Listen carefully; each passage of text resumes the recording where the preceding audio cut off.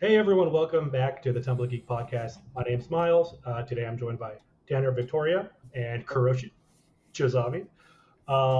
We're back again with more video game stuff. Earlier this morning, the Game Awards 2024 nominees were announced.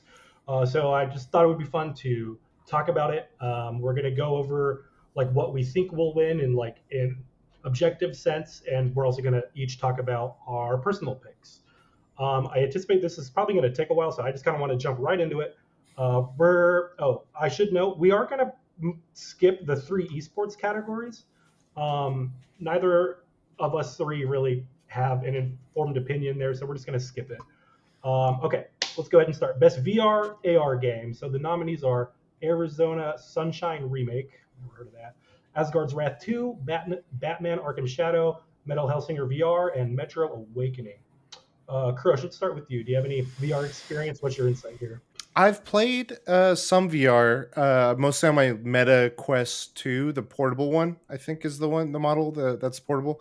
And I haven't really dabbled too much with the more of the recent stuff, so I don't have too much to say besides I know Asgard's Wrath 2 has been really highly spoken about Yeah. early in the year, and that Batman Arkham Shadow is something worth checking out. But other than that, I'm not too knowledgeable of the world. I am excited because knowing those two specifically, it feels like they're doing some more stuff this year. Like this is for me more of a barometer of like, hey, what's VR doing? Is there anything notable to really look at? Which oftentimes is what like a viewer can go in and be like, should I get into VR? So that's my main thing. But What do you think is gonna take it? I'm leaning Asgard's Wrath. Just like you said, like got great reviews. I believe it was IGN's first 10 of this year. yeah, But I mean, I could see Batman taking it too, just because it's got like the recency bias. I was gonna say Batman's a little bit more on the recency side, Yeah. but if those that are well versed in it, and it was, like I know that IGN gave it the 10, but others were highly reviewing it. I Yeah. could see the critics collectively going with Asgard's Wrath, but there could be because I do know that the Game Awards puts a little bit of weight on votes from fans. Hmm. I do think it's like a little bit, but it could edge out with Batman. So Yep. I really think it's between those two personally, but I I don't know. agree. Danner, what do you think? Yeah, I'm pretty much in agreement with what Kurosh said. Just to go ahead and talk about my VR experience, I do own the original PSVR. I did not jump into the PSVR 2, and I am a huge PlayStation fanboy. And the reason why I didn't do it is because I've only played my PSVRs like 4 times, and two of those times were me bringing it to work, and I've only played like Astrobot Rescue Mission. But yeah, like if you remember, Miles, when we were hanging out outside during the Game Awards, Asgard's Wrath 2 was like heavily promoted. Like we Yeah. saw Yeah. billboards and all these things around downtown LA, and we were like, "What is that?" We didn't know what it was because like it was something shown during the Game Awards, but we didn't know what it was about. And all of a sudden, IGN gives us the 10, and yeah, like that's the other interesting thing about this is that this game came out actually last year, but Oh. as we know, like the cutoff for the Game Awards is around like mid November, so that's why it's Mhm. nominated the way it is now. But yeah, I'm pretty much in agreement there. I do think Asgard's Wrath 2 does have, um, it has a good rating, so there's that. And then obviously Batman Arkham Shadow has been getting a lot of attention to. A lot of it is recency bias, but like when I've seen other podcasts talk about it or when I've seen it in action, it does look like it's true to the Arkham name, which a lot of people have been looking for. So I Mhm. wouldn't be surprised there. I don't know what Arizona Sunshine Remake is. Yeah, a couple of Um, these, like Metro Awakening. I yeah, played Metal Hellsinger on the Xbox, and yeah. Hmm. it's a cool like heavy metal rhythm game. I Hmm. imagine in VR it's like significantly better. So who knows? Hmm. As for me, I don't even have a VR headset, so I have no idea. I my professional opinion, I think Asgard's Wrath is going to take it. Okay. Hmm. Yep. Okay, let's move on. Best sports and racing. So the nominees are F1 2024, EA Sports FC 25, NBA 2K25, Top Spin 2K25, WWE 2K24. Danreb, I want to start with you because Yeah. I think I know what you're thinking. Where's college football? What's going on with that? Yeah, this is wild. I am really surprised college football is not in here. It's I believe it's the best selling sports game of the year. So the fact that it's like not on here is pretty crazy. EA Sports FC, you kind of expect, and yeah, like as for where college football is, I have no idea. Yeah. I was a little lukewarm on the game. I didn't love it as much as other people did, but at the same time, like having this game and the pageantry come back to the gaming industry was a huge moment for EA and gaming in general. So it's just weird. Yep. Kurosh, any insight on sports games? Is this your jam? I'm going to say this year's my jam because Cody Rhodes is going to take this one home with the championship belt. I'm a huge WWE fan, and it was kind of like a shock to me to see WWE 2K24 on this list, but I was like, hell yeah, like I'll take it. So the thing is, if I were to say objectively, I feel like people are going to pick maybe either if they're really into the like a specific niche of one of the sports listed, the F1 fans are going to vote for that. But I feel like WWE, there's a little bit of everyone in maybe all the committee, and maybe that's just enough to get through all the division to come out on top and take the title. That's what I was thinking too. Nice, just because like wrestling games are like really synonymous with like the N64, and now that kind of age group now is like really into this stuff. So who knows? Personally, I don't play sports games. Kurosh, you make a good point though. I think this is one of those, where it's kind of like maybe none of them are a standout, like you said, Danreb, of like they didn't have the college one in there, which seems like the big front runner. So that's an odd omission, even just from an outsider hearing that. But I think everything else is just kind of like, hey, they got their own audience, but a little bit of everyone makes way for the WWE one. So that's both my personal and my like critical pick. I think is going to be for my side. I just realized I'm not keeping track of this. Sorry, guys. No, you're good. Dan, go ahead. And then for me, like as far as my personal pick, I've actually played all these, so awesome. It would probably be Top Spin 2K25. Just because one, there was actually a huge marketing push from 2K with this, and we didn't even know that they were bringing it back in any way. So there's that, and it's just a really solid game to play, whether or not you know about who the top stars in tennis are. At the same time, Kurosh, I am also a huge wrestling fan. The thing about WWE 2K24 though is that it actually returned to form last year, so there's more of a follow up to that. So 2K23 had a chance last year, but I'm pretty sure FC was the talk of the town. But yeah, with WWE 2K24, with Cody Rhodes finishing his story and the focus on WrestleMania, that should definitely make it an interesting spot. And the other thing is gaming and wrestling go extremely well together. If you look at AEW events or even like WWE events, there's a lot of signs people hold. Oh yeah, Persona 6 or whatever, things like that. Like a lot of gamers are wrestling fans, and that matters. Yeah, definitely. Okay, let's move on. Best Sim strategy game. Nominees are Age of Mythology Retold, Frostpunk 2, Kunitsu Gami Path of the Goddess, Banner Lords, and Unicorn Overlord. This is a category where I feel like any of these games could take it. I've only played 2 of them, but like just the conversations I see online just around like Frostpunk, Banner Lords, like these are really high quality games if you're really into this niche style of game. My personal pick is going to be Kunitsugami. That game freaking rules. I played it at SGF. I reviewed it on the site. It's amazing. I believe it's on Game Pass as well. I could be wrong. If it is, please check it out. This game is incredible. I don't think it's going to win. I think of this list, it's probably the weakest in terms of quality. I think what's going to take it is probably going to be Frostpunk 2. That just has a huge community behind it. Danreb, I know you're also a big fan of Path of the Goddess. Yeah, honestly, there really isn't much for me to say here. I was there with you when you learned about what Kunitsugami is at Summer Games Fest, and it was absolutely awesome. It is on Game Pass, so that should help it as far as like the public record. But aside from that, even Capcom doesn't even talk about this game much, so I don't even know how it'll actually come out on top. I would love it to; that would be great. But I also want to give some love to Unicorn Overlord. Yes, that game is one of Vanillaware's best. Atlas had a wonderful time with that, and it's been a big RPG year, and it's good to see this be represented somewhere because it wasn't going to be in the best RPG category. Yep. Yeah, I was really pleasantly surprised to see Vanillaware representing here with Unicorn Overload.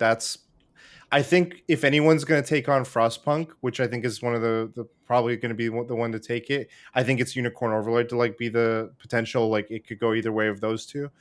I am like when you were mentioning earlier about the cutoff deadline of games for release. Mhm. I really feel like Metal Slug Tactics could have made it in this. Oh man, And if yeah, it had, Oh I yeah, when really this feel came like out, yeah.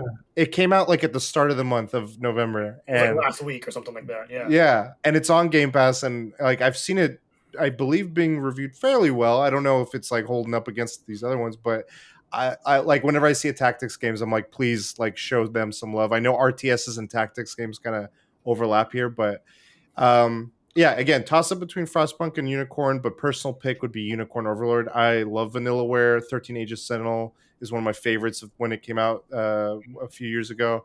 And Unicorn Overlord, I think, does some cool stuff that kind of breathes new life into that kind of tactical, but turn-based, but also real-time strategy. The way it blends it is really cool. And I think this is a chance for it to get some love. So I'd love to see that. Right on. Okay, moving right along. Best family game. This is a fun one. So we got Astrobot, Princess Peach Showtime, Super Mario Party Jamboree, The Legend of Zelda: Echoes of Wisdom, and The Plucky Squire. Yeah, I mean, once year after year, Nintendo just takes this whole category. Yeah. Yes, seriously. You know, um, Princess Peach Showtime. I'm not even sure I'll call that a family game. It's just like baby's first video game ever. Like it's not bad or anything, but it's just so easy. You only push two buttons. Um, I mean, and like not the side bus, but there's only one party game on this list. So yeah. Yeah, I do think Mario Party takes it. My Really? personal pick will also be Mario Party. Astrobot, like I feel like that's where most people are going to vote. I feel like it's a little. I'm gonna get laughed at here. It's like too hardcore of a game to be like in the family category. hmm. I don't know. I don't think it's gonna win it. I think Mario Party is gonna take it. Kurosh, what do you think? I think it's interesting you say Mario Party. While it is a family game, I totally see that front and center. I don't think it's a family game in the like. I feel like this is going to tear families apart. Sure, Like yeah. this is the kind of game you get in arguments. Like you're not going to be a dad and steal your daughter's stars or something. They're not gonna learn otherwise. Yeah, that's true. Learn today. But I see the reasoning. I was leaning more, and I agree with you on Astrobot. Like it is the family friendly tones, but Yeah. gameplay wise, I don't know if it's like this is geared towards a family. Like you want to play with your kid. I feel like it's more like, oh, your kid's gonna watch you play, and it's maybe the best game, just like generally speaking, out of the list. But I was actually leaning more towards like Legend of Zelda or Plucky Squire. Probably Plucky Squire is what I think will take it.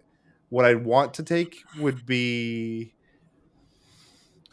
I'm gonna say Legend of Zelda because it was. I think it's really cool to see from like. I'm imagining like my friends who are at my work and they have their kids and stuff, and they've been telling me nonstop between their daughters being stoked about Princess Peach coming out and their daughters being stoked about Echoes of Wisdom coming out. So seeing that excitement and that fervor for it, I'm like, this is cool. Like, if there's a time to celebrate that, it's now.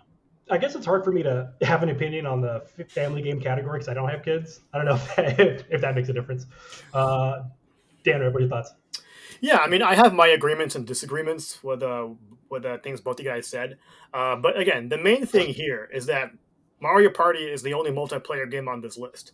If you want to play a game with your family, this is the only game possible. So that's why I think it should run away with it. Doesn't mean it will. Can't say the same thing about that. Kurosh brought up a good point about families and their daughters being excited for Echoes of Wisdom and Princess Peach Showtime because we're seeing some female representation that we don't otherwise see from Nintendo games. And looking at Princess Peach Showtime, one of the reasons why I was so excited about it was because of all the Peach forms. And I was telling Myles, I was like, hey, when we go to Comic-Con, we're going to see all this Peach cosplay. I don't know if that actually happened, but at the same time, like it was definitely a cool thing to see.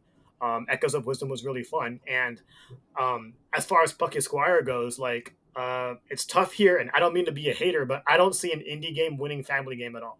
Primarily because if it's going to be an indie game, that means it's primarily going to be for the hardcore, which is what you said for Astrobot. And the thing is, like, as cool as Plucky Squire was, I would think that a lot of pundits would call it a disappointment. Not Mhm. to mention the fact that I don't think there are too many people who know what it is anyway. Yeah, I think Plucky Squire got on this category off art style and Yeah. no other qualifications. Like that's Also, did it has to be. you guys both beat that game? Yeah. Yep. Lucky Okay. Swear? Yeah. Those cockroaches at the in real life in the book. Yeah, that's not for kids, man. Oh So. yeah, no, this that's a great point. Great point. Okay, moving on. Best community support: Baldur's Gate 3, Final Fantasy 14, Realm Reborn, Fortnite, Helldivers 2, No Man's Sky. This is another one. So Baldur's Gate 3 got it last year. I don't really know what they're doing to support it other than just like game updates. I don't play it really much at all anymore. And I'm just not much of a live service guy at all personally. I know a lot of these games have had huge updates this year that their respective community are really happy about. No Man's Sky specifically, like they had a huge update, everyone's happy about it, blah blah blah. My personal pick is going to be Helldivers 2 because it is the only one I really played the most this year, and the fact that it's $40, all the updates are free. They listen to the community and like balance everything well. That's my personal pick. I can see No Man's Sky taking it though. Danreb, what do you think about this one? So this is interesting. I'm a community manager, so this is really important to me. And the reason why I can't vote for Helldivers 2 is because their first community manager got fired for being real. So I don't really, I can't really support it off that. But like just looking at everything here as a whole, obviously Fortnite has always had huge backing from everybody that likes it. No Man's Sky is like the best revival in all of gaming, and at the same time, you have Final Fantasy 14, and everybody who's a fan of it will never say anything bad about it, and I totally get it. And then yeah, with Baldur's Gate 3, I don't know what exactly they're doing with that game, but again, everyone loves that as well. If I were to make a choice here, it would probably be Final Fantasy 14, just because like every single expansion pack feels like a big event. And I know that we're seeing that with Elden Ring and Shadow of the Erdtree, but FF14 has been doing it for years, and I gotta go with them. Kurosh, you look like you have something really important to say about Baldur's Gate 3. Yes. So what they did this year, this was the last year they were supporting the game ongoingly, and so that with the last bit of stuff they were leading out with was mod support and building that database out so that it could facilitate it. So I think that was like the major claim they have to what they did this year in terms of community support with patches and with updates and stuff, is just making sure it has that last leg to then give to the audience to do what they like with it and put in all the mods without having to go into like the bin files and all that kind of stuff. It's built into the UI and stuff. So I appreciate it for what it did there. Does that hold up against what the other studios have been doing for their community? It remains to be seen. I get what you're saying, Danreb, about Helldivers 2. For me, Helldivers 2 is a mixed bag because how they were reprimanded or treated for doing certain actions, I don't agree with. And so then to award it now feels like we're awarding them for the things that the people that came at the start and were doing the work did. Mhm. But those things, just to like, if I were to put that aside and just look at it just purely on what it did, the time at the beginning when it was having bugs, when they were having people lose out on levels and stuff, their Discord was super active with their reps and stuff, constantly being like, well, give us your name, we'll make sure that gets retroactively added, Yep. we'll fix you out. I think the publisher side of things skewed things, and it makes it kind of this gray area for me. But I loved what they did that early period when everything was kind of like crashing, servers were overloading. It was like all the problems, and then also the stuff that was happening with the concerns about the PlayStation direction.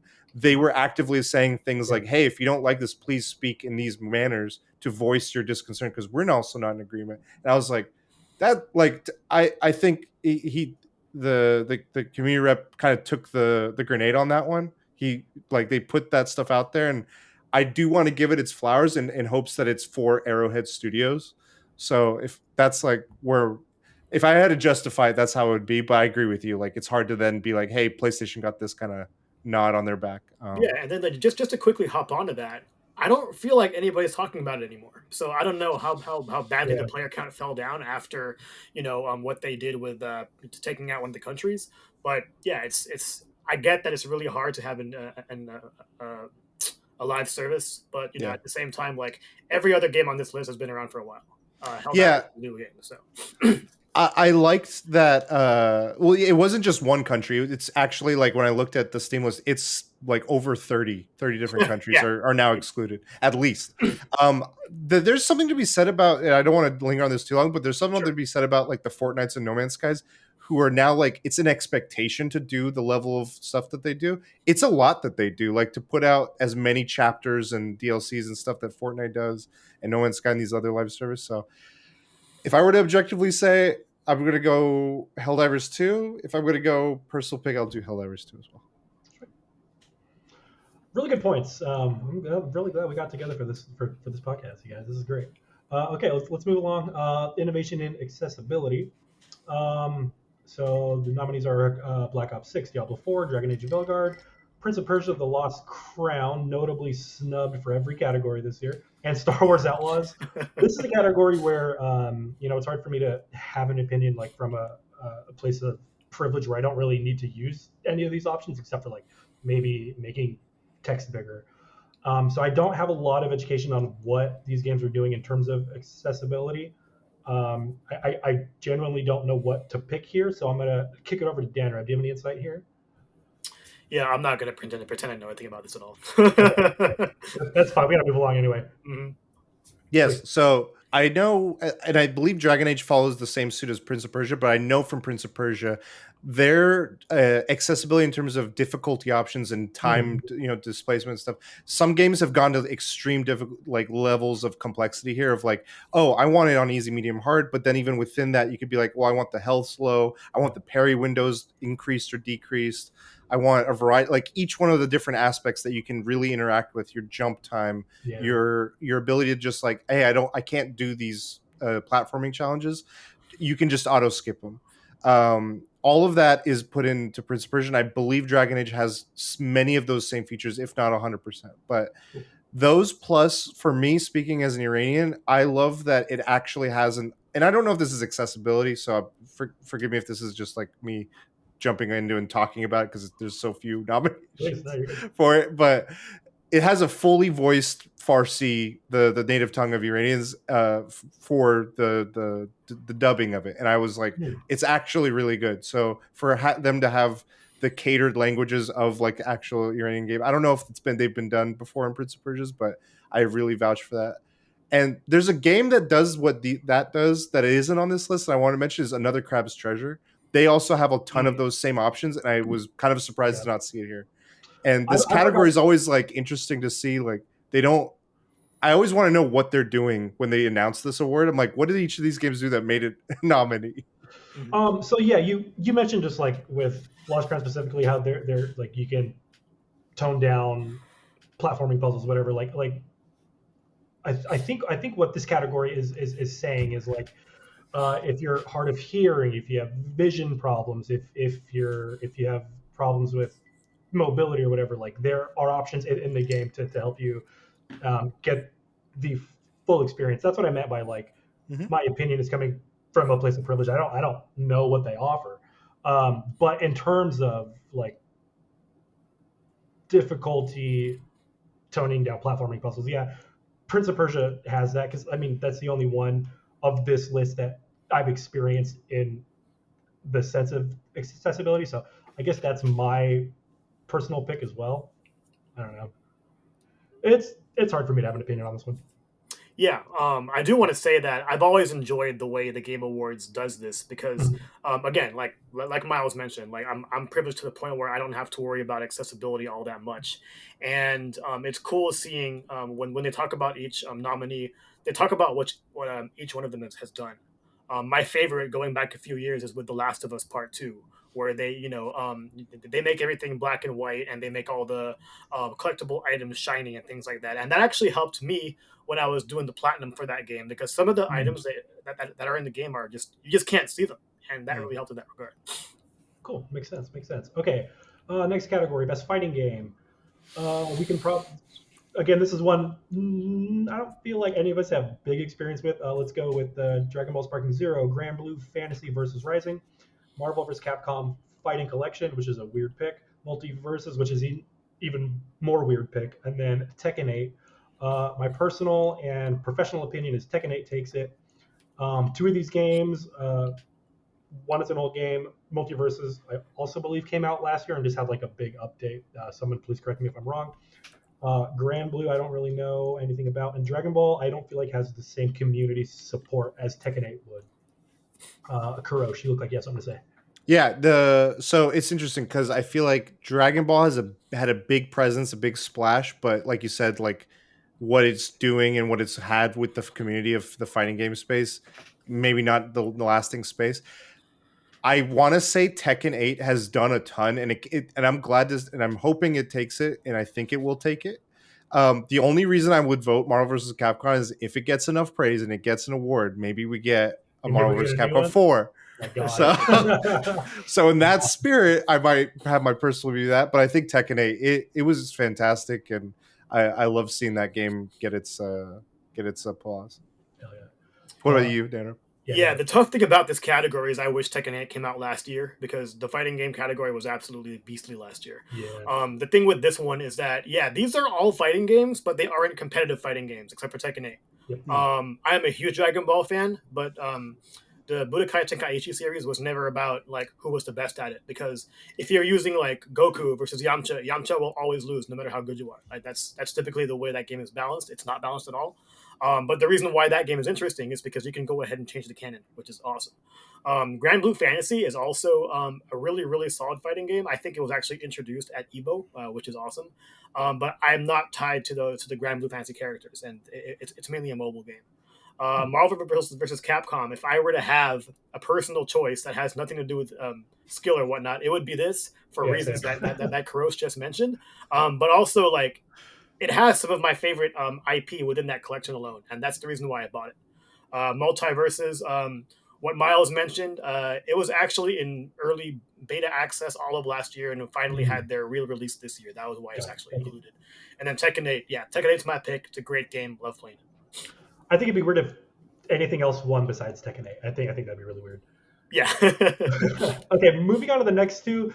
This had some small controversy online. Best action adventure. Like, where do you draw the line? Like, are they not the same thing? So let's start with best action game. Nominees are Black Myth Wukong, Call of Duty Black Ops 6, Helldivers 2, Warhammer 40k Space Marine 2, and Stellar Blade. Yeah, I'd call these all action games. This is another category where it's like spin the wheel. Any one of these could win, and it would make sense. My personal pick, honestly, is I didn't play it, but just because I know like the conversation around it, Black Myth Wukong I think is going to take this category. My personal pick is Black Ops 6. It's insanely good. It's the best Call of Duty in like maybe almost 8 years now. The campaign is really good. It's kind of weird. It's not on best narrative. Multiplayer doesn't suck yet. Season 1 started last week, so we'll see.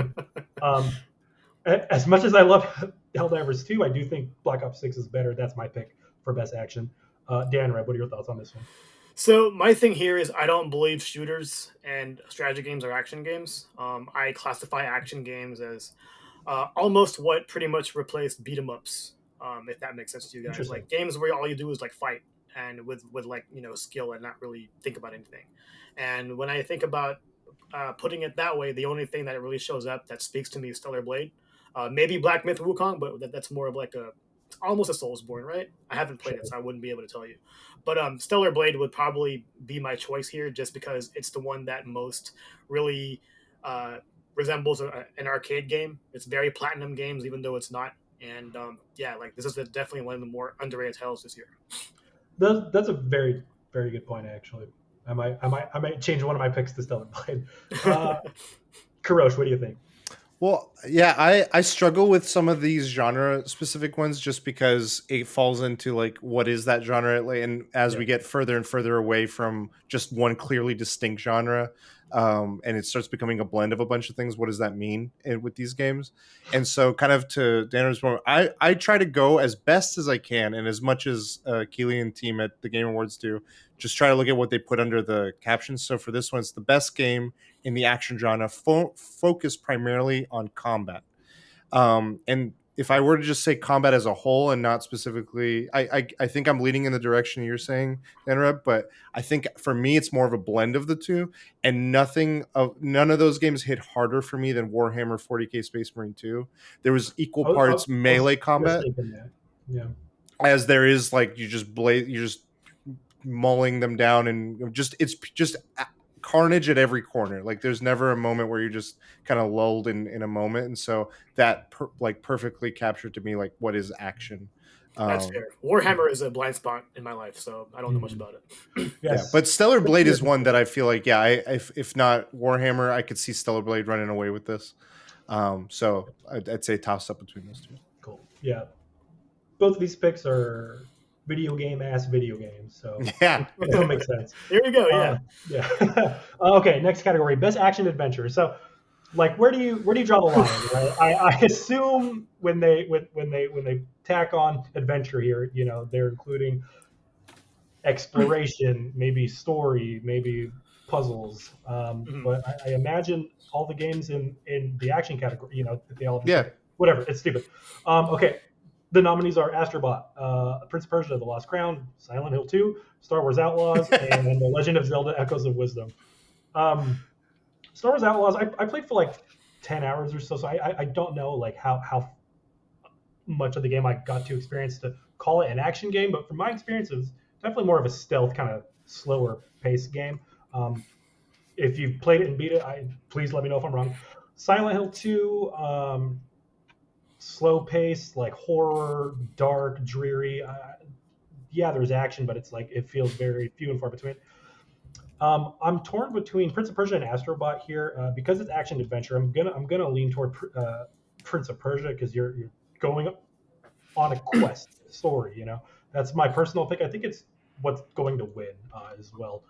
Kurosh, what do you think about this one? I would say from the list that they have, Prince of Persia is the one I think is the best, is the most, again, based on the best action adventure. I think it meshes the two the most out of all of them. I think all the other ones lean hard in one or the other, personally. And I think Prince of Persia, like I said, and I've said before, from the Metroidvania side, it's got the exploration, it's got the adventure, it's got the story that it has on the outset for the characters, but it also, the action is so, like, when you were just, Danreb, you talking about arcadey, like, there's so many elements of this that blend in, like, fighting game, like super meters. You got, like, God of War-esque combat with the dual blades that he has. Just so many things about it, and I'm like, it's both my personal pick and my objective pick. I think it runs away with this. Danreb, what do you think? Yeah, when I think about action adventure, one series comes to mind. Zelda. Yeah, it's Zelda. And Zelda's here, but Zelda would not be my pick. Mainly because I think going back to 2D and having Zelda as the main character kind of will divide the audiences a little bit. And with that being said, like, I think it's going to be an arms race between Prince of Persia and Silent Hill 2. We already know how good Prince of Persia is, and Silent Hill 2 also has a little bit of that recency bias. And at the same time, nobody expected Silent Hill 2 to be as good as it was. And that's why I think the game will get its flowers here. But if it were up to me, it would be Prince of Persia, just because, like, it's got to win something. Probably this one. I hope so. Yeah, I do want to say one thing is that if they didn't have the action there, if it was just best adventure game, I really feel like there could have been a claim that Animal Well be part of this category. Why not? Yeah. Because that game had so much like traversal adventure aspects. I don't know if either of you have played it, but it had everything in it minus the action part. So I'm like, maybe that's why I got omitted personally, but I think that would fit right at home in this one if it was. Yeah, it would definitely fit. And this is also another one of those categories that typically belongs to Nintendo and Sony. So. Yeah. Okay, next category, content creator. I don't know any of these people. Kurosh, you had, no, I don't know. Man. There's just two omissions that like seem very glaring to me, and I don't know if it's just like, again, I don't know this audience and the folks that these content creators are, but I feel like Pirate Radio is the streamer. He's the game dev guy that used to work at Blizzard. I don't know if you guys seen his like TikToks and reels. He's always talking about like the games industry. He's a game dev. He always is streaming like just him working on a game and just him talking about life or about game insight. And That's he's pretty cool. all year. And then Kai Cenat is the other one that I'm like, he's done a bunch.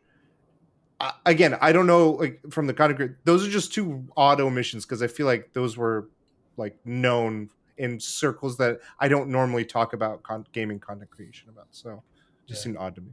Dan, any insight here? I feel like we're both a little. I feel like I mean, too old to know who these people are. I do want to mention, like, as far as glaring omissions, I don't know if you have like the rules for this category in front of you guys. But, I don't know if you could read it. Do you, Kurosh? I'm pulling it up right now. Best content creator. Just to go ahead and mention it.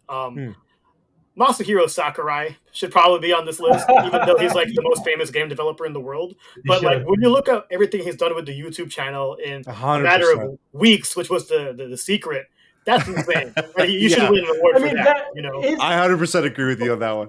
It's you know because he has the Nintendo budget backing his channel. You know what I mean? Like I don't know. Yeah. So that'd be funny. And then real quick, I also want to give some love to Usada Pecora. I don't know who that is, but it's a VTuber, and I have a lot of respect for VTubers like just doing their thing, and the fact that they're being acknowledged to this extent is awesome. What is a VTuber? Can someone? What is that? It's someone who's avid. So, for example, if you were streaming right now, Myles, instead of using your own face or your own like it's like one of those anime. You'd be using one of those like anime avatars, and like the amount of work people put into really being that character is awesome. So yeah. Oh, okay, cool. Two things I was going to say is one, it's not Pirate Radio, it's Pirate Software is the streamer creator, and then the content creator of the year's category is for a streamer or content creator who has made an important or positive impact on the community in 2024. And I feel like Danreb Sakurai is 100% that. It's like he's a paid game dev, you don't count. Okay, next category. Kurosh, can you bring up the description for Games for Impact? Before we read the nominees, I want to, if you can read off the description. I don't have it in front of me. I can't find it. Where is it? Games for Impact. Okay. For a thought-provoking game with a pro-social meaning or message. Okay, that's what I thought, but I wasn't sure. Okay, so the nominees for this are Closer, The Distance, Indica, Neva, Life is Strange, Double Exposure, Hellblade 2, and Tales of Kinzera Zao.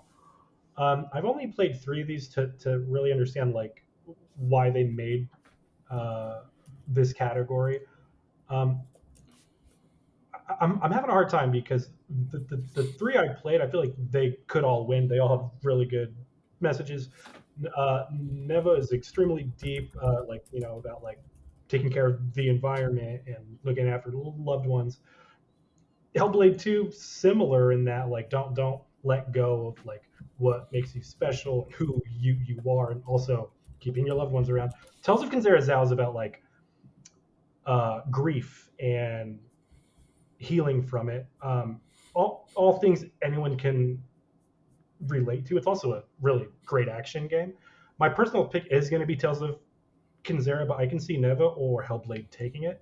Danreb, what do you think? I know you're a huge fan of Tales of Kinzera as well. Yeah, this is actually one of my favorite categories in the Game Awards because whenever they do this, and there's a game that I didn't play, and in this case it's Closer Distance and Indica, I always end up playing them and end up loving what I played. I did play Neva, I did play Senua Saga, and I did play Tales of Kinzera Zao, and I think all of them are awesome.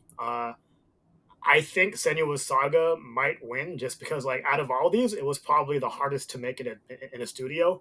I mean, like, look at it, right? It's probably the best looking game on the Xbox Series X, in my opinion. Gorgeous. And obviously, like, with everything it does with audio, it's fantastic, and it's probably as good as the first one goes as far as like the message and the psychosis and everything about that kind of thing. The game that I had the most fun with here, it was Tales of Kinzera Zao, and I want to give it to them there, especially with what's happening with their team right now. But those aren't the reasons to vote for it. But if again, it's up to me, it would be there. I love Life is Strange. I haven't played it yet, so I don't have an opinion there. Kurosh, I know you also love Neva. You wrote our review on the site. What are your thoughts here? It's tough because this category, it typically, I feel like there's a general tone or direction it goes with, and it's games that don't get as much of the limelight in the other categories. It's like, hey, these games kind of did something on the side with a primary motive, less to maybe sell, but like to make a profit or anything, but more so to get a message out there.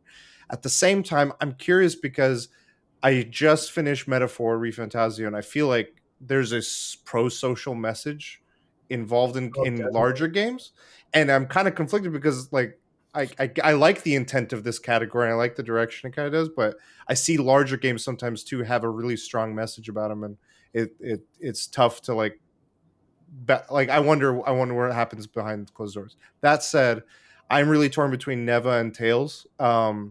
If I had to give a personal pick, it'd be Neva, but I think it's likely going to be Tails. And I'm not. That's no bother there. I feel like that was a great game. I enjoyed my time with it, but Yeah, my personally taste, I much more was hit hard by Neva. yeah. That game is. See, now that you've said what you said, it makes me realize that this category is bad for AAA games. Yeah, it Yeah. kind of is. So Okay, Yeah, let's it's move weird. on. That's why I'm always like, what is the intent and of like again, the Game yeah, Awards is trying to have awards for these different categories, but I think more than anything, it's trying to celebrate a variety of games. yeah. Less, and so I feel like there's certain things that you're like, okay, we don't have to be as technical or as stringent about some stuff. So Yeah, Yeah, and then like this year in general, looking at all these games, they all play very differently. And yes, at the same time, it's like you can also put these games on best indie, except for Life is Strange, and like it would work out. So good points. Good points. Okay, next up, best role-playing game. This one is stacked and with a handful of notable omissions. So let's start with Dragon's Dogma 2, Elden Ring, Shadow of the Erdtree, Final Fantasy VII Rebirth, Like a Dragon, Infinite Wealth, and then Metaphor, ReFantazio. Noticeably absent, Mario and Luigi Brothership. I'm just kidding. Um, it is interesting not to see at least Dragon Age Veilguard on here. I don't know, maybe if it's too recent, the voting committee didn't have enough time to play it. no, And that's they got Dragon Age for a different award. well, I know. I'm just saying it's weird that it's not on best RPG. That's Oh, crazy. okay, yeah. Yeah. Okay, my personal pick is Metaphor, and I also do think that's what wins. But it's another spin the wheel thing, except for maybe Dragon's Dogma 2. Not to say it's bad, but like compared to the likes of the rest of these, I'm not sure it really holds up. Um, Metaphor takes it, followed very closely by Rebirth. Like a Dragon, I know a lot of people loved it, but I'm just not sure it has the juice compared to these other two. Danreb, what are your thoughts on best role playing game? yeah, RPG is my best genre. I was laid off this year, so I was able to beat all of them. It's fantastic. Yeah, so I just finished Metaphor ReFantazio over the weekend. Awesome, awesome game. But I was also like, it was probably the game that frustrated me the most this year, just because of its difficulty, as well as the fact that coming from Persona and being used to the Persona world, going into like medieval times is a little bit archaic. Not to mention the social links. I forget what they're called in Metaphor. They Politics. weren't as interesting to me. And I Hmm. say that as someone that absolutely like loved almost everything about this game. So it's a little weird there. Like a Dragon Infinite Wealth for the longest time this year was my game of the year. And if when I'm thinking about my favorite RPGs, like it's between Like a Dragon, Metaphor, and a game that was not nominated here. It's The Legend of Heroes Trails Through Daybreak. But yeah, that game will never get its flowers because it's not a mainstream thing. And the thing about Final Fantasy VII Rebirth is also one of those things where it's an RPG, but it's also a little bit of everything. All the mini games are really fun to play, and it's very Final Fantasy VII. But at the same time, it feels overly bloated, which a lot of people seem to agree with. And then Elden Ring, Shadow of the Erdtree. I'm not an Elden Ring guy. I'm going to be honest, and yeah, this is one of those things where it just seems like we just dropped this here because it's Elden Ring. Yeah, I Yeah, this sparks a whole other conversation, which is kind of is what is making this year kind of divisive. Is like a lot of people don't agree with having expansions on this. I'm not sure I agree either. I think best DLC should be its own category because then there's been so many expansions that have been released this year that are great that no one is talking about. Um, Yeah, if I would take off Shadow of the Erdtree, I'd probably put like Persona 3, Dragon Age, maybe Unicorn Overlord. Kurosh, what are your thoughts here? Best role playing game. I think there's a lot of good thoughts there, and I wanted to pick some of them. One is I feel like by closing one can of worms of taking out Elden Ring and putting in Persona 3, you open up another can of worms of like, are remakes okay? Yeah. and you, and then you jump into it. And so I'm not saying it's a wrong thought. I'm just saying, like, I feel like any which way we go with Game Award nominees, you're opening up some can of worms. So Sure, I'm just like, you're never going to please everyone. Yeah, exactly. Yeah. But that said, I also finished Metaphor this weekend, and I feel like it is an RPG-ass game, and it is one of the top two I would pick from. If it's not that, I feel like it's got to be Shadow of the Erdtree. But I don't know. The thing where I'm falling is best RPG. Like, so even if it's a continuation or a sequel or something of a prior game, if it was if this was a sequel instead of a DLC, let's just say, in my head, if I were to just take that whole argument out, what is it doing new, or what is it doing that's like stand out? Because I feel like the RPG elements of base Elden Ring were great, and we've acknowledged that. And so to me, I'm basing my thoughts on Shadow of the Erdtree and what it's doing that's different or more or whatever. Just to be quickly clear, and I don't mean to like open another can of worms here, but again, I'm not an Elden Ring player. To play Shadow of the Erdtree, do you need Elden Ring? Yeah. Yeah, you have to play through. Well, I believe you have to beat it too to even access. You need to get to a certain point. You need to have hit like a certain level and beat a certain boss to get to it. And gatekeeping. Well, yeah, and I'm not necessarily saying for like if you need another game or not, but just if you have the experience by itself and you're playing it, what does it stand for on there? I don't know if it's adding anything in the RPG elements that I think Metaphor is doing. I think Metaphor, while it's familiar with the Persona elements, does a lot of new stuff. What it does with the job class system, blended in with the social links, makes for mixed in with all the other side quests and leveling that you're doing. It's such an RPG-ass game that I feel like it runs away with this. And it's my personal pick and it's my critical pick. But I think it's a great, like Dragon's Dogma is the only one that I feel like is and the odd one out here. Everything else feels like it's really solid choices to go from. So, shout out to Cam Hawkins for Trails, Danreb. There you go. Yep. Most anticipated game. This is an interesting one because we only these are 5 games that we know about that are coming, but like there's so many other games that we don't know. This is a weird category. The nominees are Death Stranding 2 on the Beach, Ghost of Yotei, Grand Theft Auto 6, Metroid Prime 4 Beyond, Monster Hunter Wilds. I think we're wasting our breath by talking about anything else other than GTA 6 winning. My personal pick is Ghost of Yotei, though. I cannot freaking wait for that game. Danreb, you look like you don't agree with me. What's your thoughts? I don't know if we're wasting our breath because who runs the Game Awards? Jeff Keighley. And, you look at Death Stranding 2, he's going to bring Kojima in however way he can. And then Monster Hunter Wilds has been at every event we've been to ever since it's been announced. And there is no stopping those Monster Hunter fans. You can't stop us. We were both there to watch that the first gameplay trailer at Summer Game Fest, and awesome. I was whispering to you, I was like, I suck at Monster Hunter Wilds, but this is so awesome. I'm in. Let's do it. So I'm like, this is my most anticipated game, and I'm a Metroid fan, and I love Ghost of Tsushima, but Monster Hunter Wilds just looks so hype, and I think it could take it. Yeah. Let me clarify. These all look incredible. I'm gonna play every single one of them. Yeah, absolutely. Yeah. Not the trending too, though. I'll just say that. I haven't played the first one. Well, that's a whole other conversation. Yeah. Kurosh, what are your thoughts here? See, this is the one where I'm like, this category reminds me it's more of a show than it is like it is an award, and I'm like, there's got to be a reason why they pick these specifically. Like, obviously, there's like everyone's talking about these too. It's not like these are obscure or anything, but I feel like I'm gonna just say this now. I'm a Silk Song stan.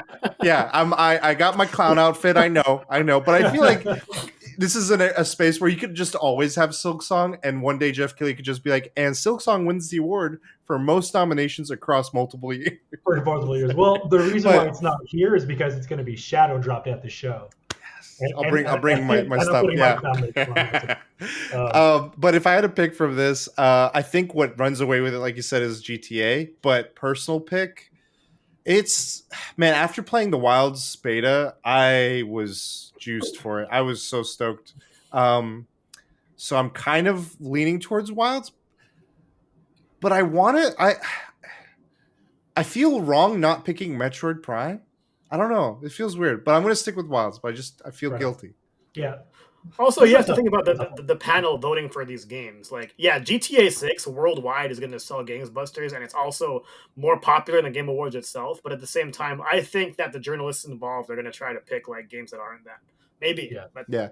I mean, this could also serve as a perfect opportunity where he picks Death Stranding 2, and then Kojima shows up, as he always does, and does something. Yeah, this is marketing. Let's not forget that. He's going to ride down the aisles on a motorcycle. It's going to be freaking awesome. Okay, let's move on from Hideo Kojima. We got plenty of him coming up. Debut indie. This is a really awesome category. I like this. Okay, Animal Will, Balatro, Manor Lord, Specific Drive, and The Plucky Squire. Other than Game of the Year, I think Balatro will probably win every category it's in. My personal pick here my personal pick will be Animal Will. Fun puzzle adventure game. You can replay it a couple of times, and it's short. Great music, great art style. The Plucky Squire, I don't think really holds a candle to it. But Pacific Drive and Manor Lords I didn't play, so I don't really know. I feel like there could have been a couple other games that would fit well on this category, like Crow Country is like a PS1 style top-down horror game, which is incredible. Danreb, what do you think about this one? Yeah, I love indie games, but I think Balatro runs away with it because everybody that loves Balatro won't talk about anything else, and that's why it's going to win, including the game journalists. So there's that. Animal Well, I wasn't particularly high on just because like it just seems really archaic to me to really get into it. Plus, it was after Tales of Kenzera, and I didn't need that same kind of game. I do think Plucky Squire has a chance just because that game generated enough hype, prior to its release, where it's automatically like, who what's the main character's name again? You know who Jod is. You see Jod, it's like, oh man, that's Plucky Squire, and like the people voting for indie game are going to be know what they are. So I do think it has a decent shot. But yeah, it's between that or Balatro, and I think Balatro is just going to blow them all out of the water. As far as like what's missing, I'm one of those people who likes to play those side-scrolling feely games. One game that I really liked this year was Until Then. This game, I'm going to show some bias here. I'm Filipino American. This game was made by a studio in the Philippines, and it really showed a lot about how life in the Philippines is, but it also had a little bit of Groundhog's Day and extraterrestrial stuff in there. So it was really enjoyable in that regard, and they deserve a lot of credit for building something that well. I do also want to give a little bit of flowers to Animal Well, because that was all done by one guy, right? Yep, Billy Basso. Yeah, I absolutely like. I love that aspect. I'm someone that loved Axiom Verge and Axiom Verge 2, which were also done by one person, Tom Happ. And it's insane. Like building levels is hard, creating music is hard, QA is hard, and he did all that. It's insane. Kurosh, I just heads up because I do want to kind of go a little faster. Sure. I'll keep this short. Balatro's going to steal this run with it. I feel like there's a reason it's not for Game of the Year. So for it being a debut game, that's enough said. Personal pick, Animal Well. I love that game. It does so much. And yeah, again, the emphasis here being debut. It's that studio's first game, and that came out. And I'm like, that's bonkers. So yeah, I agree. Okay, best independent game as a whole. So we have Animal Well, Balatro, Lorelei and the Laser Eyes, Neva, and UFO 50. If you haven't played UFO 50, do yourself a favor and play UFO 50. So the premise here is it's like 50 like bite-sized retro games that are designed by like multiple people. It's incredible. Play it. Obviously, Balatro is going to win here. I think my pick is Neva over Animal Well. It hits me in that emotional bone that Animal Well can't. So that's my pick. Kurosh, best independent game. I feel like it's hard to argue that Balatra is not going to win it, Yeah. but I really want to fight for the reason that Neva could take this because it was beautiful. It was amazing. I loved every minute of it. It hit me so hard, and I again I don't see how Balatra doesn't take it away. But if I had a personal pick, it'd be Neva. Danreb. Yes. Balatra. Yes, And, Balatra. and then I really like Neva. Neva deserves credit, but Balatra because yes. This is also one. Just I want to quickly add is that like the game of the year, there's one or two other category that has 6 nominees, and I feel like this is one that should have had that. Yeah, I don't. Yeah, beats me as to why this happens. Yeah. Good observation. Okay, best multiplayer: Black Ops 6, Helldivers 2, Warhammer 40K Space Marine 2, Super Mario Party Jamboree. Mario Party honestly is a great pick for this category. My pick again is going to be Black Ops 6. I didn't play Space Marine 2. I really want to. We should party up. I think what wins it though, I think it's either Helldivers or Black Ops. Black Ops has the recency bias. Yeah, Danreb, what are your thoughts here on this one?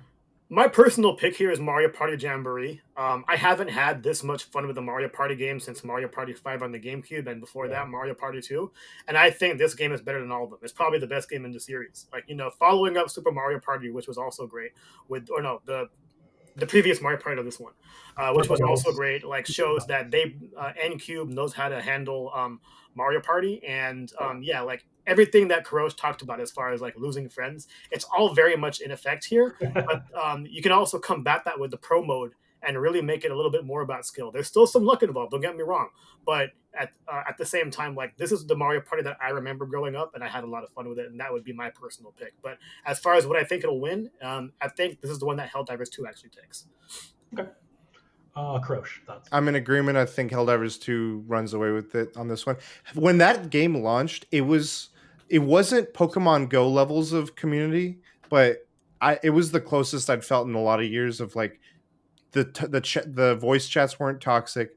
People across different social circles were all wanting to just group up and play, and that's all people wanted to do is just play multiplayer Helldivers to get to win. So it really felt like the OG Overwatch to me as far as the feel. So yeah, so I think that's both personal and I think it'll take it. Cool.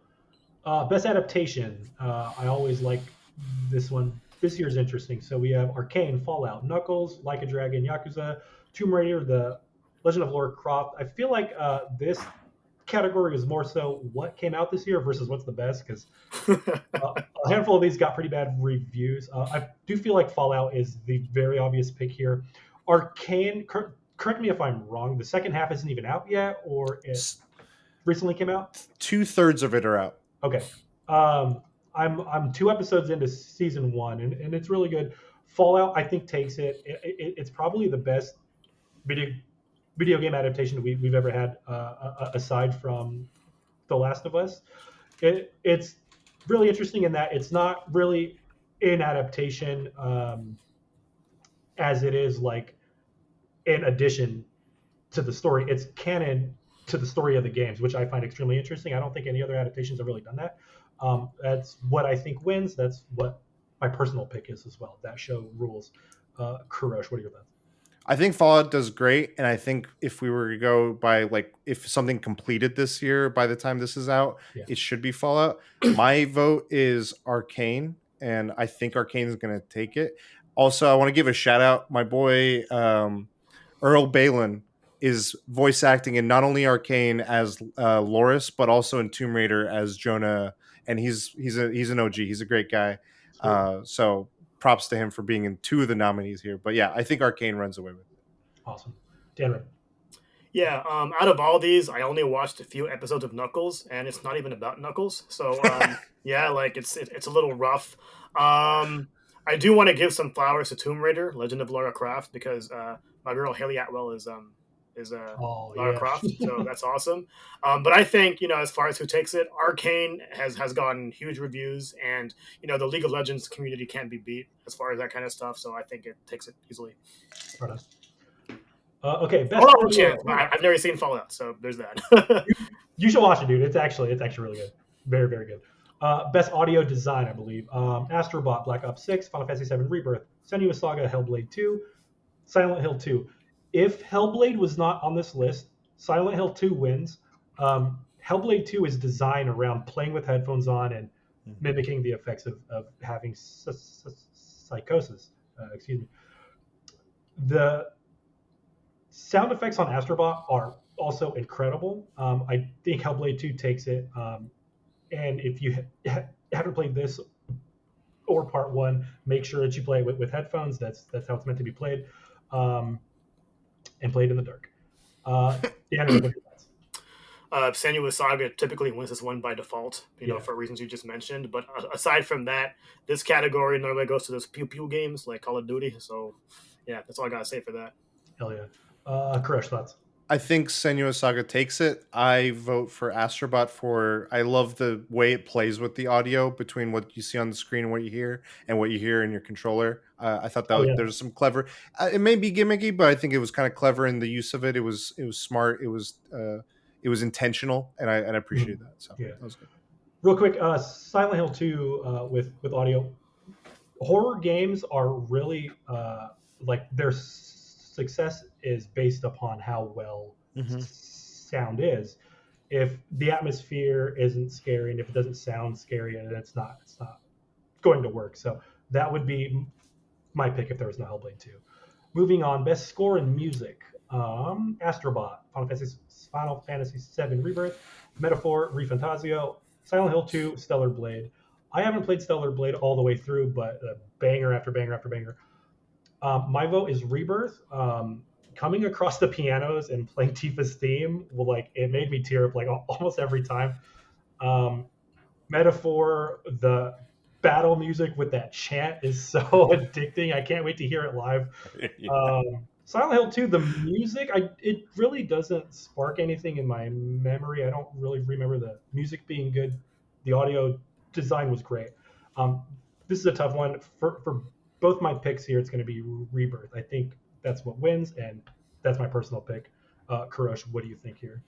I mean, I haven't dived too deep into Rebirth, but Remake, if that's any inkling of what the direction it goes with this one, I think as a whole body of work with the music that it remasters and brings new life into, Rebirth is probably what it'll win. I'm going to vote. I love the one song from Metaphor, but I think Astrobot has a better like collective album that I love the renditions of the God of War song and of a bunch of other songs. And it was fun. It was like celebrating. Danreb. Da da da da da da da da da da da da. You know what I'm talking about. Metaphor, baby. Love that score. But as far as Academia song. Yeah. The reason being, when I had the game on my home screen whenever I was working, it would play that automatically, and I'm like, damn, this is some epic stuff. And yeah, I absolutely love it just for that. Got to give some love to Astrobot, especially when you fight the tree. You know what I'm talking about? Yeah. Oh yeah. That was awesome, man. Yeah. FF7 Rebirth. One of my favorite parts about that game was playing the piano, even though it was annoying at the very end. Yeah, but you got to earn it, So love all that. And then Stellar Blade had awesome music. Silent Hill too. But hey, that Metaphor. Gotta get Metaphor. That's your pick? Yeah. Okay, best performance. Brianna White, Final Fantasy VII Rebirth. I believe she's Aerith. They don't list the characters here, so sorry. Yeah, she's Aerith. Okay. Yeah. Hanatel from Life is Strange, Double Exposure. Humberly Gonzalez as Kay Vess in Star Wars Outlaws. Luke Roberts as James in Silent Hill 2. Melina Jurgens as Senua in Hellblade 2. Notably, she won this award for part 1. I can see her taking it again. Humberly, she became that role. She killed it. She was very passionate about it. I think that's my personal pick. This is another one. Spin the wheel. Anyone wins it, it makes sense. This is very tough to predict who will win. I'm going to say for consistency's sake, Melina Jurgens takes it. My pick is Humberly for Star Wars Outlaws. Danreb, do you have any insight on this? Even as far as my insight goes, like yeah, Brianna White was Aerith. I didn't really like the performance all that much, to tell you the truth. So It was fine. Yeah. I can't really just vote for that one. Hannah Teller's Max Caulfield. Never played the latest Life is Strange though. Yeah. Didn't play Star Wars Outlaws either, but I definitely believe you with what you're saying. And the reason why I'd vote for Melina Jurgens, aside from the fact that she won it before, is she's not an actress. So the fact that she was able to pull that off is amazing. That is a fantastic point. Fantastic point. Yeah, when she got the role in Hellblade One, she was their video editor, and they were like, Yep. "We need a quick face model," and she was like, "Okay, I'll do it." And then they were like, "Actually, would you like to do the voice too?" And she did it, crushed it, and now here she is. Kurosh. I don't have much insight on many of these, so I'll ditto you guys on Melina. I will say, I think there's a tendency to go for mocap type of work, or maybe more. I don't know, because I feel like to go back to metaphor, I feel like some of the work done by some of the followers, companions, Heisme in particular was one that stood out to me. I feel like the amount of his dialogue and banter and everything, like that was a great performance, like his whole thing. Yeah. So yeah, that's the only thing I can really add here. Right. Heisme. Heisme's a great pick. Barrett Courtney from Kind of Funny completely agrees. He is really pissed that he's not on this list. Yeah, like I again, like it just reminds me of like, oh, what is the trend? What are we going for? And what else is maybe missing? Like there's other games like that I can't think of off the top of my head, but I feel like there's a lot of great performances. And, oh yeah. Yeah. So. Okay, let's go to the next one. Best narrative. So we have Final Fantasy VII Rebirth, Like a Dragon, Infinite Wealth, Metaphor, ReFantasio, Hellblade 2, Silent Hill 2. I understand the place in the zeitgeist Final Fantasy Rebirth has, just from like a nostalgia standpoint. I feel like it doesn't that story doesn't really stick with me as like the best narrative of the year. I think I'm leaning towards Metaphor here. It does tell like a big epic fantasy tale, but it also has like really, not to be on the nose, but it has really like human elements too, where it's like, deals a lot with racism and, what's the word I'm looking for? Discrimination. I think Metaphor takes it. That's my pick as well. Silent Hill and Hellblade 2, they seem like weird picks here. But yeah, I think Metaphor takes it. Danreb, what are your thoughts on this? Yeah, I mean, I think something that you were going off of, Myles, was just being a product of the times, which Metaphor ReFantasio, especially with what we've just dealt with with an election year, is going to hit even closer to home just because of all that. And at the same time, just talking about all the different kinds of oppression is really awesome. And seeing how, like, the main point of that game is to unite the world, become the king, right? And at the same time, like, the themes of that not always being possible, and the whole thing about fantasy is just a fantastic way to talk about things. So that's why it would probably be my front runner. My issues with Final Fantasy VII Rebirth and Silent Hill 2, without diving too far into spoiler territory, is the fact that these are remakes, so we already know what these stories are about, and it's about what they've changed, right? And if we want to talk about changes, let's just not. And then, as far as I also want to give some flowers to Like a Dragon Infinite Wealth. This is the first game that I've played that actually acknowledged the pandemic. It happened. And at the same time, like, going back to the previous Like a Dragon game where, Ichiban goes to jail for 20 years and all of a sudden comes back in the current world, and all of a sudden, oh, we had cell phones and all this stuff, which weren't in any of the Yakuza games prior, is a pretty big deal, and it just shows like how far they've gone with their narrative. But the reason why I don't think it'll take it is because as awesome and as high quality as Like a Dragon is, it's almost been annualized. Like, we're getting the pirate game next year. Like, I never expected a game to be coming out this quickly. So Metaphor just has that more special feel. Kurosh. Yeah, I couldn't agree more about Metaphor. I feel like it's the total package when it comes to it. The through line, as much as the RPG elements are a big selling point for me and a big appeal, is the stories, not just the primary narrative, but all of the narratives within it, and how cohesive it all is as a full product, and what it's really aiming to tell you as a whole. And I think it hits that, like, it's a home run. Like, I think it's personal pick, critical pick. That's what Sweet. that takes it. Okay, best mobile game. So we have AFK Journey, Balatro, Wuthering Waves, Zenless Zone Zero, Pokemon TCG Pocket. I'm a huge card game guy. I do honestly think this might be the one category Balatro does not win, because I think Pokemon is going to take it. That game rules. The trading card game, like with the actual cards, is already just vastly, immensely popular. It's extremely addicting. Yeah, it's a mobile game with microtransactions, blah blah blah. But like opening a pack and you get that immersive art rare Mewtwo EX, and you're just like, oh my god, because like the odds of opening that freaking card are astronomical.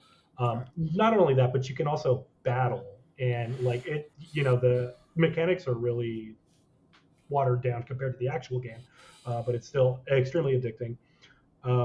I haven't played the other three. I'm aware Zenless Zone Zero has its audience. The other two, honestly, I've never even heard of. Balatro is also interesting because it also came out just on every platform. It's not mobile exclusive. So I feel like this is where Jeff Keighley could kind of stipulate there, like, should it be mobile only? So TCG Pocket is my pick, and I do think it takes it as the winner. Danner, what do you think here? You used to work in the mobile game space. Yeah. The cool thing about this category is that aside from Zenless Zone Zero and TCG Pocket, none of these games are crazy as far as the microtransactions go. So they're doing they're really focusing on the gameplay aspect, which I really like a lot. My issue with TCG Pocket is the fact that it just came out, and yeah, recency bias does exist. But the thing is, because it recently just came out, we don't know how this game will be next year. Like, I can say for certain that Balatro will remain as popular as it's always been, because that's how, like, how fun and how captivating it is. But Pokemon TCG Pocket is a different kind of feel there. Like, I have enjoyed the game, but I'm not as deep into it as I was with Marvel Snap or Pokemon Go, and that's what it has going for it. But I do think, because most of the voting committee are going to be the gaming journalists, they'll probably go that route.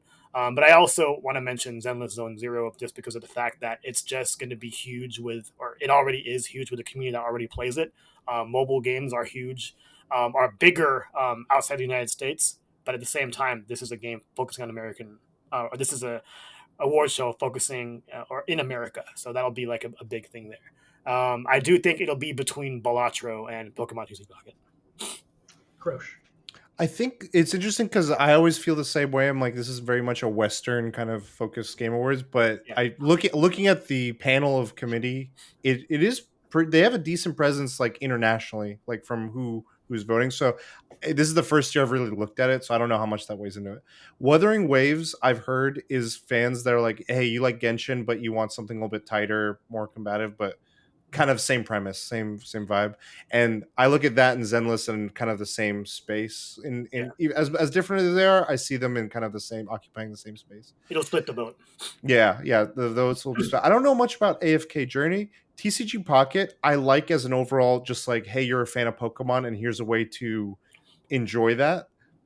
Gameplay, though, I don't like. It offers something, and I've played like, I got my 45 wins. I enjoy it. I just don't think it holds a candle to my boy Balatro. I make a really good point though too. Like half of Pokemon TCG Pocket, you're not even really playing anything. You're just opening packs. navigating. Yeah, it's opening packs. Taking a look at stuff, wonder picks and stuff. It's fun. Like, again, it's an experience. But I think Balatro, like, I have already spent 100 and some odd hours playing it on PC, and then when the mobile came out, everywhere I had to wait in a line no longer felt painful, because I would just be like, oh, I can play offline. I can just like load up my game and just start playing, and it's just self-contained perfect. And yeah, I don't know, like, I get your point, Myles, about like, hey, maybe not here because it is everywhere else, but it's hard to deny when it's that good. I don't know. Sure. It's for me hard to ignore that. Right on. Okay, next one, best art direction. We have Astrobot, Black Myth Wukong, Shadow of the Erd Tree, Metaphor, Neva. best art direction. So I'm leaning Metaphor. You know, has that extremely stylized menus. The like when you're in battle, like everything is so action. It's quick and it's like so stylish. Um, and with the magla floating around everywhere, it just has like this weird kind of like ominous feel everywhere you go in the world, and just like it turns like an anime art style and it translates it very well into 3D. That's my pick. I think a very obvious runner-up would be Neva with the 2D pastel color art style. It's gorgeous. I think Metaphor wins, and that's my pick. Danreb. Yeah, the reason why I don't really want to go metaphor here is just because Atlas is so good at the whole UI thing, you almost just expect them to do it. And at the same time, I don't. I mean, this is my opinion. I don't think user interface and experience are the same thing as art direction, so I can't marry those two aspects. Sure, sure. But the one thing that I really do enjoy about Metaphor's art direction is the way that they've handled different characters of different races. Like for example, Yuna, right? I thought she was an evil character just because of the way her eyes were, right? But no, that was just like the way her specific race of characters is just how they look. So I thought that was definitely an interesting aspect. When it came to like a lot of the grainy textures, I found that more annoying than cool. So that's why like I can't put that there. And I think Persona 5 and Persona 3 Reload are both better with the direction overall. That being said, my choice here and would be Neva, just because of how beautiful that game is. You can screenshot that game at any point, and it just looks fantastic. You can use it as a background in just about anything, and it just works. And I love the focus on symmetry.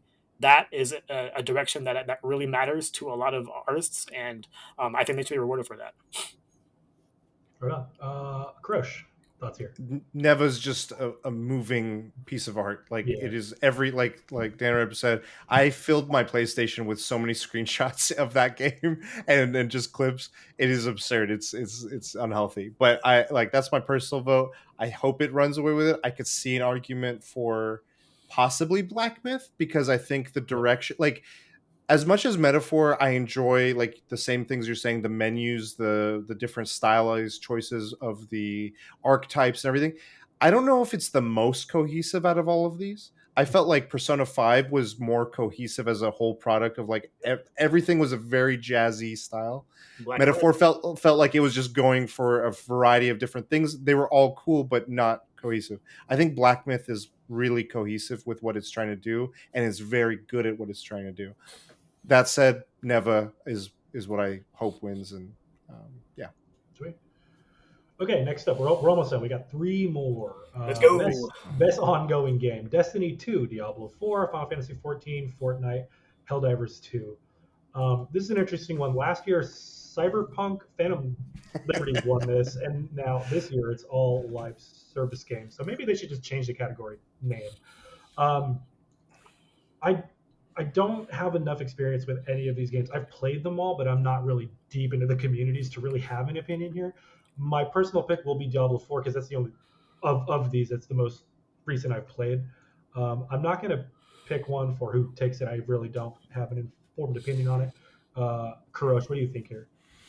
I've played a good everything I think except for Final Fantasy, and I'd say out of all of these, looking at their body of work this year, I feel like Destiny had a solid expansion, the final Mhm. shape, but everything else that was seasonal around it that makes it an ongoing game was very inconsistent for what it was offering, what it was trying to do. I think Helldivers 2 great start, really dropped it in the middle of the year and it's kind of teetered off trying to salvage a lot of that. Again, inconsistent but solid. Fortnite's consistent, but people are like, I'm kind of Fortnite and Final Fantasy. I feel like people look at it in the same way of like, we just expect it to be running. They're just auto picks here. I really think Diablo 4 takes it because as we talked on the last episode, I feel like it's never been a better time to jump into Diablo, whether you're new or returning, and you can enjoy whether it's the new expansion or the existing stuff, and it just feels better than it did when it first came out. And I think for an ongoing game, that's what you strive for, is to constantly be improving upon, not maybe shifting gears or going up and down. So my vote, both for my pick and for what I think will win, is Diablo 4. Sweet. Danreb, any insight? Yeah, for me, just go back an hour and to our conversation about community support, and basically, I will say the same thing. The main thing that I will add is Destiny 2 is a little weird because Bungie went independent, and then all of a sudden they get bought by PlayStation, and then they lose like a good chunk of their staff. So I don't know how the game was affected in that way. I do know that they're working on something new right now. I saw a press release earlier this morning. Marathon. But yeah, I'm not. Yeah, marathon. But there was a Destiny 2 email that I got early this morning. But Gotcha. anyway, like as far as what they're doing, I have no idea aside from marathon. And yeah, I don't want to reward them after what they've done this year. So yeah. As for what I'd pick, it's the same thing. FF14. For sure. Okay, last two. These are the big ones. So, best game direction. I want to read the description off of the website. Awarded for outstanding creative vision and innovation in game direction and design. So, our nominees here are Astrobot, Balatro, Black Myth Wukong, Shadow of the Erdtree, Final Fantasy Rebirth, Metaphor, Fantasia. So, all these games are definitely um, more than the sum of their parts. I think you guys both kind of mentioned how Metaphor's art style mixed with its UI doesn't really work for you. So I'm going to assume that's not your pick. This is a hard one for me. I am leaning Astrobot because everything it does kind of serves each other to like a great final product. Um, I could see Shadow of the Erdtree taking it. My pick is Astrobot. Dan, what do you think?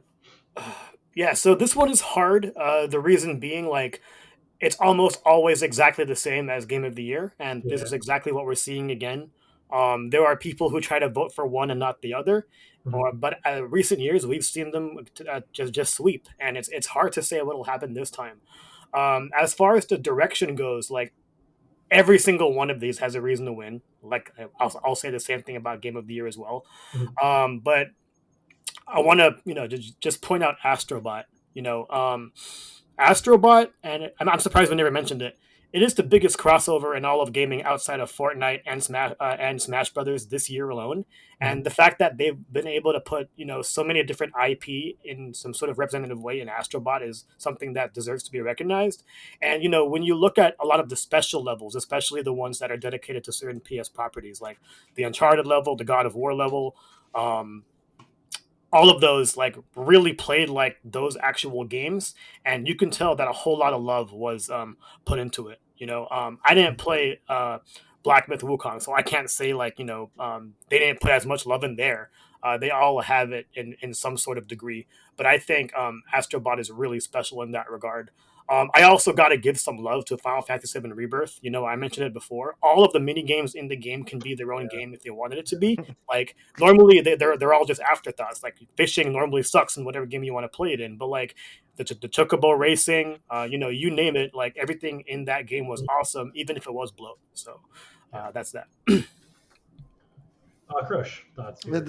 This is a tough one. I feel like for the overall game direction, again, Danreb, you said it great. Like every one of them, just there's a reason they're here, and I couldn't agree more. I think I'm personally torn between Astrobot and Balatro. I think both of those are doing something innovate. Like looking at the description, creative vision, innovation, game direction, design. That marriage of all of those, and I feel like what Balatro does with a game as old as poker and doing something so. I have friends that like have been able to pick this game up with no prior experience with games. They're just like, "Oh, let me hop on yours and oh, this is how it works." And then before I know it, they're like, "One more, then we can go to get dinner." I think there's something to be said about that. But at the same time, I'm like, Astrobot just celebrates all of PlayStation and in a way that is a game. Like they turn that celebration into an overall game, and I'm like, how it did it, what it does with it is so just it I think flawless that it's hard to deny. So I think Astrobot takes it. And I'm not complaining. If I were to vote for something besides that, it'd be Balatro. So it sounds like with the success of Astrobot, we might be getting a new PlayStation All Stars Battle Royale. Yeah, I would baby. love that. I don't know why Get people don't like that Sakurai on game. it. That game freaking rules, man. Okay, the big guns. Last one, game of the year. The description reads: recognizing a game that delivers the absolute best experience across all creative and technical fields. Nominees are the exact same as best game direction, as Danreb said. We have Astrobot, Balatro, Black Myth, Wukong, Elden Ring, Shadow of the Erdtree, Final Fantasy VII Rebirth, Metaphor, ReFantasio. So you've heard me talk about it already. I really don't think Shadow of the Erdtree belongs here. Nothing against it. I think DLC should have its own category. I'm not going to vote for it. I can very well seeing it win. Metaphor and Astrobot have been neck and neck for my number one since I started playing Metaphor. It was Astrobot from the minute I started playing it. Rebirth was my game of the year all year until Astrobot came out. It's really hard to pick here. God, even now I'm just having a hard time. Yeah. Jeez. Okay, what I think wins, I could very well see Shadow of the Erdtree winning. I could see Balatro winning. I think I'm just gonna call it right now. I'm gonna go for Astrobot for all the points you just made, Kurosh. It just does everything so well. Great crossover, great music, great platforming. Just everything about it is great. Pretty much perfect. I am of the opinion it's the greatest 3D platformer ever made. Sorry, Mario Odyssey. This game is better. This game is better. I'm sorry. So yeah, I pick Astrobot. I can see Shadow of the Erdtree taking it. Dan, what are your thoughts on Game of the Year 2024? I'm in agreement as far as Astrobot winning it. The main reason being, aside from the whole, love letter to a PlayStation thing, is the fact that I believe that this game is pretty much the antithesis for all of the bad things that Sony has done this year. Like this is a game that's not 70. It wasn't $70, right? It was like 60, 50, something like that. Yeah.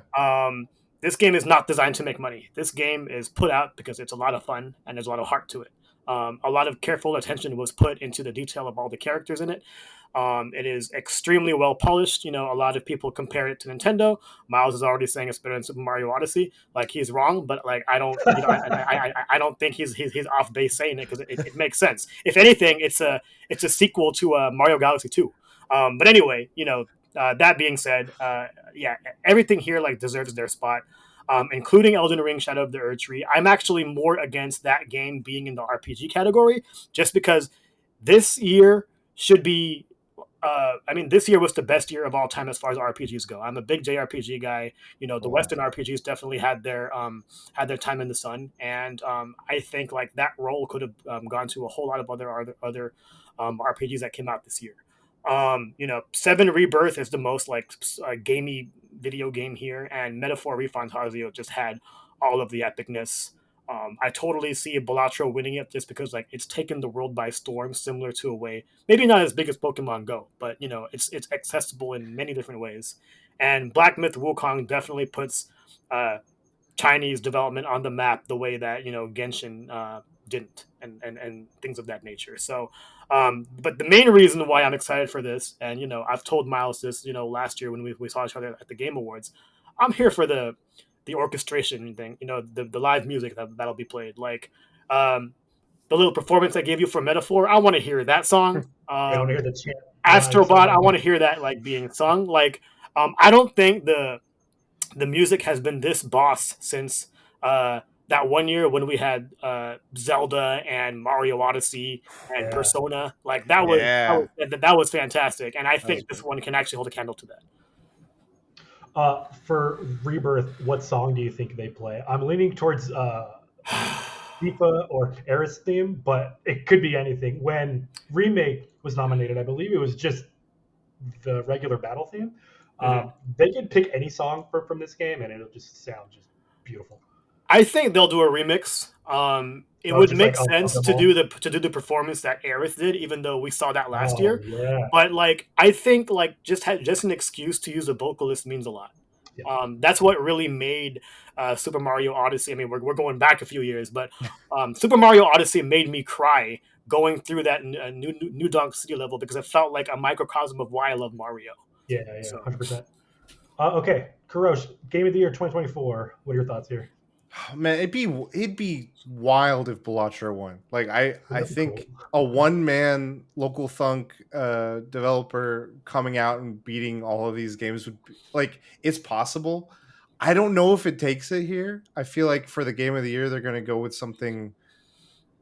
I don't know. This is one of those years where I feel like everything is pretty well stacked here, and it's going to be another one of those situations where do the same audiences eat at each other like multiple different wards? Like, do we see the Shadow of Erdtree community split amongst like Final Fantasy Black Myth in it, or Astrobot and Bellatra kind of getting torn? I think what's gonna win, I could see Rebirth coming out on top as a result of that kind of like thinking. What I would want to win, I feel like Metaphor would be a cool win here. I think for what they offer and what they do as a package of what the story is and the narrative and everything. I'd love to see Atlas, the studio that made Persona 5. This is their first game outside of that, doing the Persona stuff, come out and do this. It'd be really cool. Like, and I think it's well within the realm of possibility. Astrobot is like it's again. I could see a lot of these. The only one I can't really see is Black Myth. I think that would be the one that would throw me I off the agree. most. That's more so the direction. Everything else, I'm like, this makes sense, and I think that tells you a lot about the year of gaming. When most of the candidates you could see like, oh yeah, this could walk away with it, and not be too much. Like, I don't see many issue with it. Yeah. I'm gonna go ahead and say the Erdtree that I didn't mention in the RPG category. If Jeff had the rule that a DLC category 6 months ago, this wouldn't be a problem. Wasn't it? Wasn't it done like 2 weeks ago? I believe it was he put it out as a reminder. Yeah, I believe the rule's always been there. It's just we've never had an expansion that war. Well, I think Phantom Liberty last year, that was my number 2 last year. I think that definitely deserved a lot more attention. What was your point, though, Dan? I'm sorry. Yeah, I mean, if a long time without it sounding like a technicality. Oh yeah, I see what you're saying. Yeah, it's a lot of people aren't happy about it. It's very one side or the other, but we don't vote on it because, like, I think it the wrong mentality that nothing. Sure. Normally, that would be a great reason. Mm-hmm. It is what it is. That's a good point. Well, there you have it. That's our kind of analysis and predictions for the Game Awards 2024. That was we went a little longer than I anticipated. I apologize to everyone who actually stuck with us. Thank you for watching and or listening to us. We will be at the Game Awards in person. If you somehow recognize us off our tiny podcast, please say hi. We'll be hanging around before and after. So come up and say hi. You can find Temple of Geek pretty much everywhere. We're transitioning away from X and Facebook, so find us on Blue Sky, Instagram, TikTok at Temple of Geek. You can find me on Instagram and Blue Sky at Myles of Benza. Kurosh, where can the good people find you? You guys can find me at Kujo Prime and on my YouTube channel at youtube.com/@KujoPrime. Danreb, where can the good people find you? Yeah, most of where I go will be at Danreb V. Sweet. Real quick, I did want to plug, just since we're in the spirit of awards, Temple of Geek, we will be trying out our own kind of end of the year awards as well. It's not just games. We're going to be doing games, films, and television. So keep an eye out for that. Very kind of last minute project. We're very passionate about it. We're going to have our own kind of staff picks, and then we are going to have the audience pick and vote on stuff as well. So please stay tuned for that. Thank you for listening, and we will catch you next time. Bye, guys.